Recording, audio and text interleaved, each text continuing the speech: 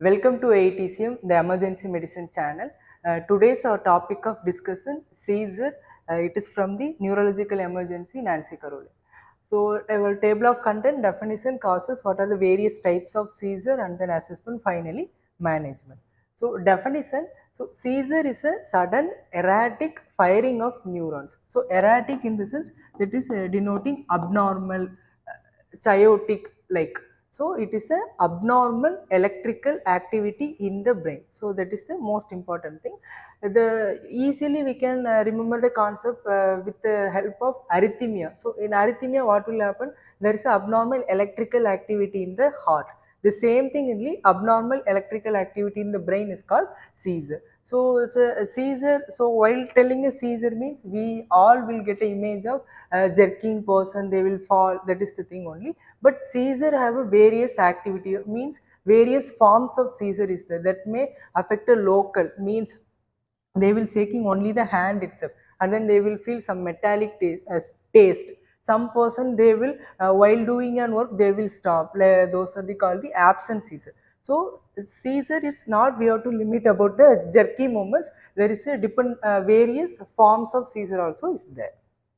So status epilepticus, what is mean by status epilepticus? It can be defined as a seizure that lasts longer than more than or equal to 5 minutes, or consecutive seizures without a return of a consciousness between the seizure. So simple term, seizure that will persist more than or equal to 5 minutes. More than or equal to 5 minutes. In between a seizure there won't be a return of consciousness. That is called the status epilepticus. So easily you can remember seizure is a single time activity, status epileptical or epilepsy is a recurrent seizure activity. Okay. So during a seizure what will happen? There is a pathophysiology. Two major things will happen. So during a seizure activity there is a first one, in the state of seizure the blood supply to the brain will reduce. That is the first mechanism. Second thing, there is a hypermetabolic state in your neurons. Hypermetabolic state.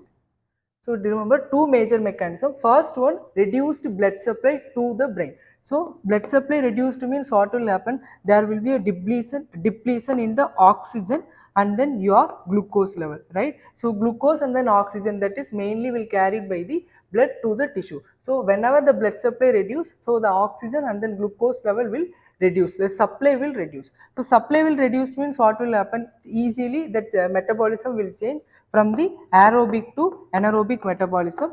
If it is getting entered into the anaerobic metabolism means what will happen? There will be accumulation of lactic acid, that is called the lactic acidosis. So this is because of the reduced blood supply to the brain. So in other state what will happen? There is a hypermetabolism in the neuron. So hypermetabolism means metabolism, how it will happen? Again it will depend upon the oxygen and glucose. So whenever the metabolism is increased, the consumption of the oxygen and then glucose level will increase. So increase means again it need a more amount of oxygen and then a glucose level it need. So so whenever here we told there is a reduced blood supply, so again the same pathway it will return to here. Hypermetabolism, there is a increased consumption of oxygen and then glucose, the need will increase but the supply is decreased, again it will lead to the aerobic to anaerobic metabolism, it leads to the lactic acidosis. So these are the things that will happen in the seizure activity. Still more, that will cause the systemic hypoxia, hypercapnia, blood pressure changes, hyperthermia also will occur. Finally it may lead to the death also. That lactic acidosis, that will damage the neurons. So what are the causes? Abscess and then alcohol, birth anomaly, any congenital defects, brain infection, meningitis, encephalitis, brain trauma, diabetic mellitus, both hyperglycemia and then insulin induced hypoglycemia or hypoglycemia, spontaneous hypoglycemia, whichever thing, that will cause the seizure, hyperglycemia, hypoglycemia, and then fever. This is more specific in the pediatric cases, febrile seizure, right? And then hypertension during the pregnancy, it is called the eclampsia. So eclampsia means preeclampsia state is there. Preeclampsia means what?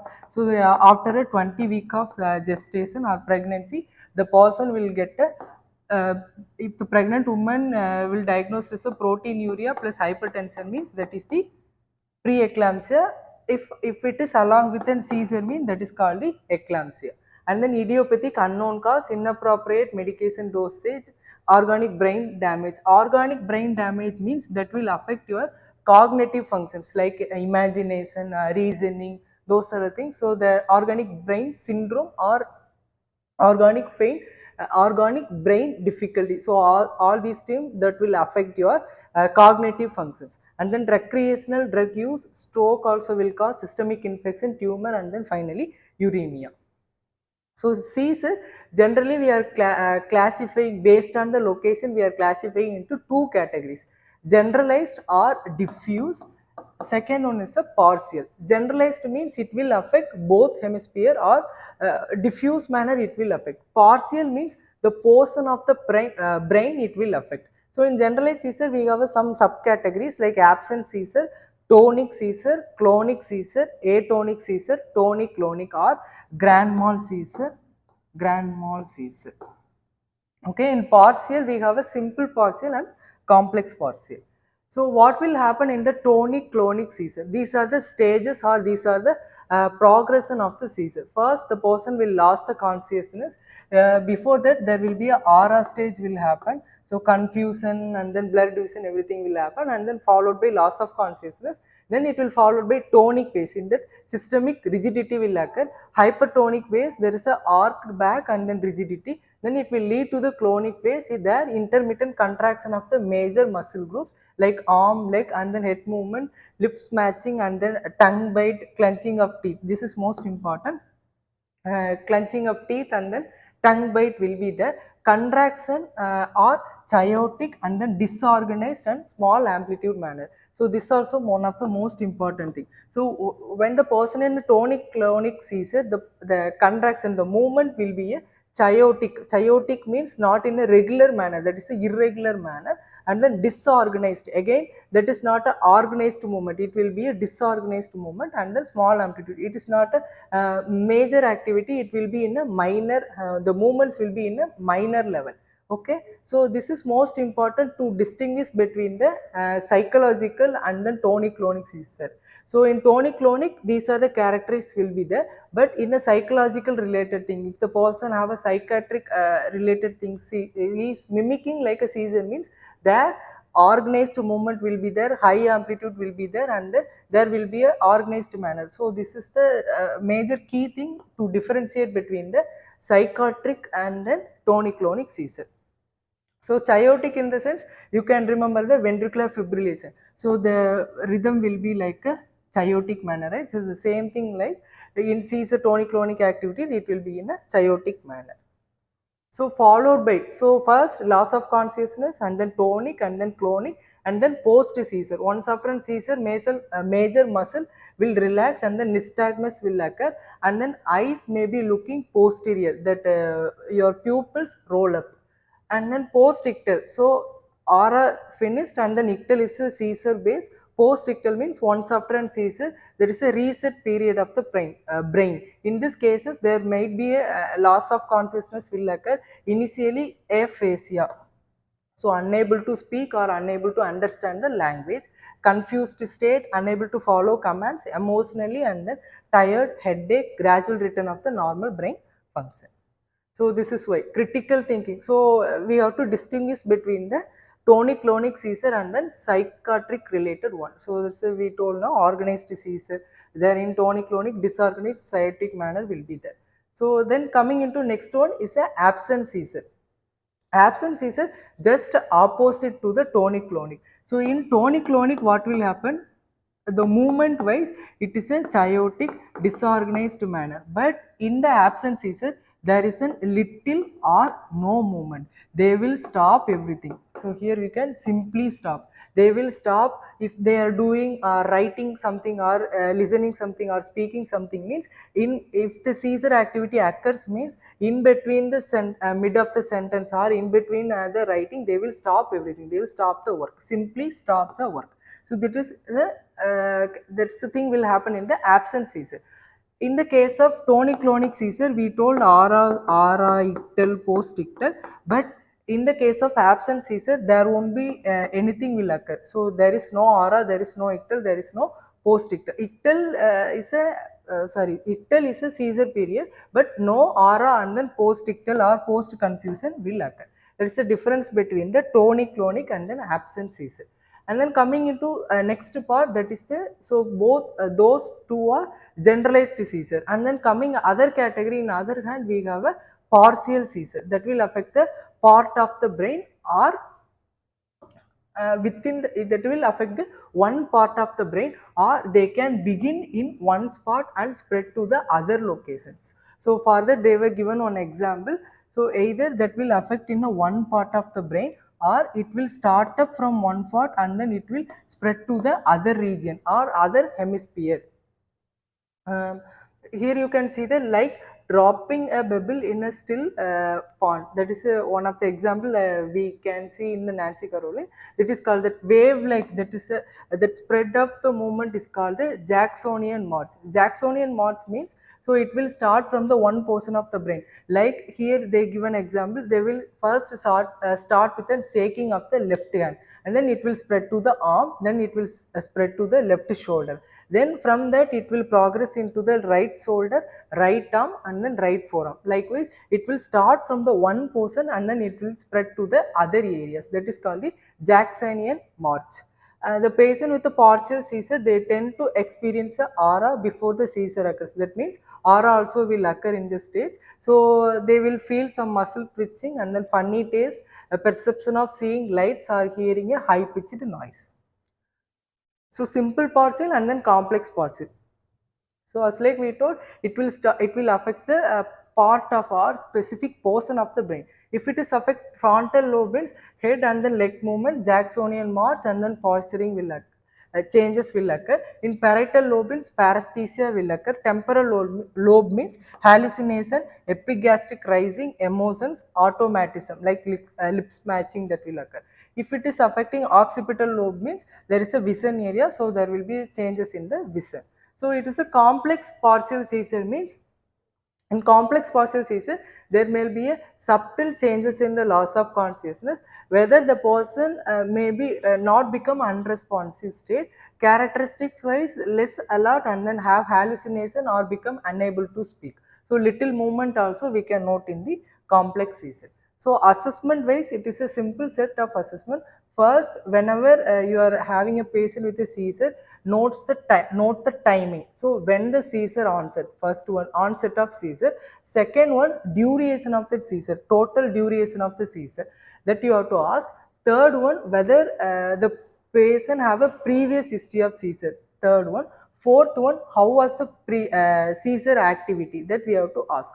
So first one, onset of seizure. Second one, total duration of seizure activity. Third one, how was the seizure activity? Whether the person moving one hand, or whether the person having a starry look like absent seizure, or the person tone related, muscle tone related, or it is a tonic clonic, both is there. So likewise you have to describe the seizure.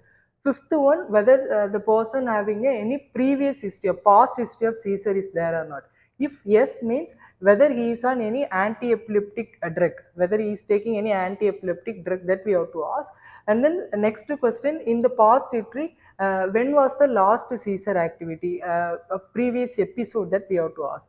If it is occurring recurrently means, then how many times in a month or in a week, in a day, that will occur, that also we have to ask. Then coming into anti-epileptic drug, regarding so recently they were changed any drug doses or drug, that we have to ask.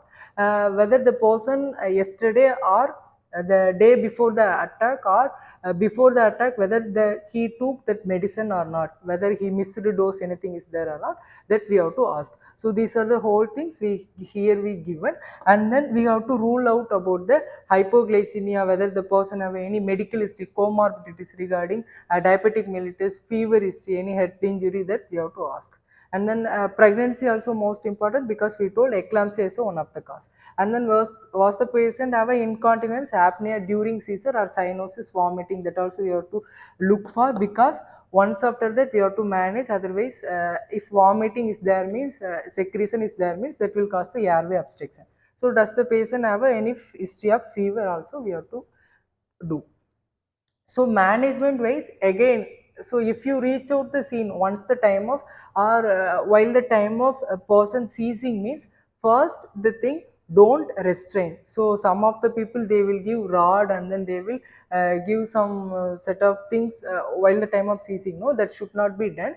So once if you reach out the sign, don't sight, don't do anything on the patient, on the patient, just remove the obstacles. If any obstacle is there on and around the patient means, just to remove the things, and then it is the preparatory time for us. So once you reach out the site, just make a general impression, how is the patient seizure activity, how it is, and then what are the equipments. So take your equipments for to check the glucose, and then supplemental oxygen devices, and nasopharyngeal, oropharyngeal airway. This is like a preparatory phase. So you have to take it out everything from your ambulance crew, and then you have to make for the transport decision. Mean the same time, you can ask about the when the seizure activity begins, how many times it is continuing. Those are the timing interval you can ask. So the main important thing, we should not give anything while the time of seizure activity. Second thing, we should not give any rod or key. That is also one of the important thing. We have to remove the obstacles. The third thing is that we have to quickly determine whether the person having a history of, otherwise if any trauma related things is there or not, trauma is a concern is there or not, that we have to check for. If we are suspecting trauma means, then we have to go for the manual inline stabilization from the starting of care to the till the transport, during transport, while till the arrival to, handing over to the definitive care. So that is most important, because why trauma is concerned means, so even in elderly cases, with a simple fall, with a simple mechanism, they will get a major injuries. That is why trauma is a major concern in the case of falling, more specifically in the elderly osteoporosis cases. So if no seizure means, place the person in a left lateral position. So whichever emergency, first our immediate concern is a positioning, right? So if the person seizure subside means, we have to place the person in a left lateral position, and then ABCD. Always we should not forget about the airway, breathing, circulation. That is a set of assessment. We have to clear the airway, and then mouth secretion, artificial dentures, anything is there means, that we have to remove. Administer the oxygen. So whenever we are handling seizure cases, three major thing is most important. First one, oxygen. We should not allow the patient into the hypoxia, cerebral hypoxia. Again, it is one of the reversible causes for the seizure. So supplemental oxygen we should remember. Second one, glucose. So again, glucose is the most important thing that we have to administer. We have to check about the GRBS level, whether that is a hypoglycemia or hyperglycemia. Both also we have to manage. Third one is a blood pressure. So we should not allow the patient go into the hypotension. That also we have to manage. So and then fourth also you can add the fever. So temperature also we have to manage, whether that is hyperthermia, both also we have to manage, and then we have to secure the intravenous line. So most seizure are self-limiting, that will subside within a minute. So if it is prolonging means, that is a statal epilepticus, that will manage separately. So self-limiting, during the seizing activity there is lot of limitations. So on the time the person will develop cyanosis, breathlessness, or irregular breathing pattern.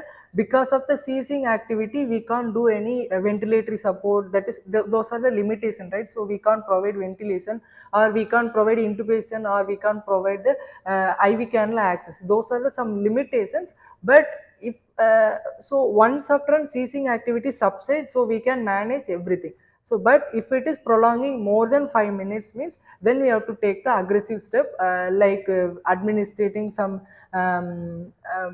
benzodiazepine, nasal route, intranasal route, that we can go for. So again, if you are suspecting that is a pseudo seizure or psychiatric related means, so don't express that one to the person or bystander. Just treat like a other seizure, how we are treating other seizure. Likewise, you can treat. So strongly, if you are confirmed that is a pseudo seizure only means, then you can administer some set of placebo. So you can tell the patient, we given some medication, like that we can manage. You can take the patient into the definitive care, there they will manage the cases. So and then again we told, right, so glucose, It's the most important. If it's a person is a hypoglycemic, then we have to treat the hypoglycemia based on, if we have a 25% dextrose means we can give 100 ml. If you have a 5% dextrose means then we can give the 250 ml. If we have a 50% dextrose means then you can give a 50 ml. So again, mean the same times you have to manage. If the person get into the hyperglycemia also, we have to manage. For that hyperglycemia, there is a two state is there. One is a diabetic ketoacidosis, second is a hyperosmolar hyperglycemic state. So both need a fluid resuscitation and your insulin therapy also to reduce the glucose level. So in pre-hospital we can start up the fluid resuscitation. If it is indicated or if it is permit means we can start up the insulin infusion also based on our local protocol. So and then if the seizure because of the febrile, again temperature related, if the because of the febrile means we can administer the antipyretic medication also. So three things only: oxygen, supplemental oxygen, second one glucose, third one regarding your hypotension, and then temperature. So unless a clear, easily reversible cause, this is regarding the transport decision. So whom we have to transport? So almost all the patients who have a seizure activity we have to transport. Again, there are some set of limitation. If the person have a recurrent seizure activity means they will deny the transport. They will don't agree for the transport. Again, we have to contact our medical online director. Based on that we can follow. Otherwise, if the person still denying means we can ask the person to go for their consult for their concerned physician within 24 hours. Again, if the person because of some reversible causes, because of fever or because of hypoglycemia, that person having a seizure because of reversible causes means, again that is also based on our local protocol or based on our online medical director guidance, we can transport the patient. So we told, right? So if the seizure activity is prolonging or persisting more than 5 minutes means we can go with an benzodiazepines. So benzodiazepine, various forms of benzodiazepine is there. First one, we have intramuscular route formation, we have a intranasal, and then perrectal route also is there, intraosseous also we can administer, peroral also we can administer. But in this peroral and then intravenous, intraosseous are those are some limited one. We can't perform during the seizing activity, right? For that reason, again you can go for the perirectal or intranasal. So compare with your parenteral route, mucosal route have a higher absorption and then faster action. So for that reason also we can go for there we have a form of midas nasal spray we have. So we can administer the midazolam nasal spray. Just simple, you just clean out that nostril, which nostril you are going to spray. Just simply you just clean and then take a one spray. So one spray, that one spray will deliver the 5 mg of midas. So wait for the 10 minutes. We have to wait for the 10 minutes. So because of the absorption and then action, onset of action. So if it is not subsiding means we can go for the second dose. Mostly it will subside. If it is not means we can go for the second dose. In between the seizure activity increase or if you are feeling not comfort means, again you can go for the intravenous route if it is permitted. So these are the whole thing regarding the seizure. Do your best. Shalom.